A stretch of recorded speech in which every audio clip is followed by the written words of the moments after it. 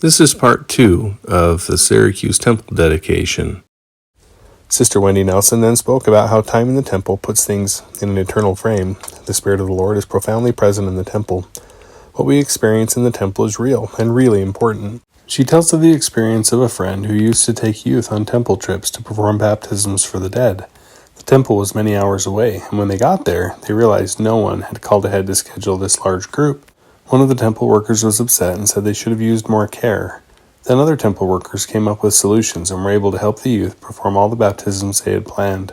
Afterwards, this temple worker came up and apologized, saying that she had watched these baptisms and her spiritual eyes had been opened, and she had seen every person who had had their work done for them jumping for joy. The Lord works miracles in His temple every day, and He works in mysterious ways to perform miracles in His house.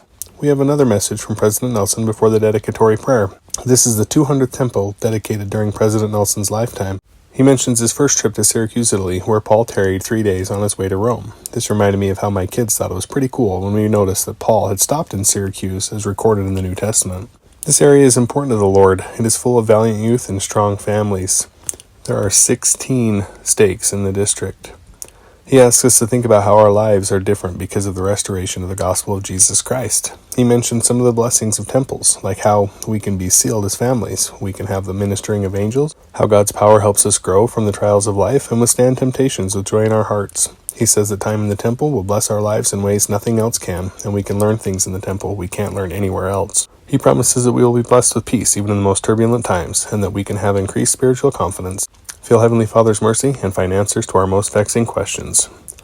President Nelson then offers the Dedicatory Prayer. He dedicated all facets of the temple and the grounds. After the Dedicatory Prayer, we offered the Hosanna shout. I couldn't help but think of how every chapel in this district was probably full of people offering this Hosanna shout to the Lord. Then the choir sang the Hosanna anthem, and we sang the Spirit of God.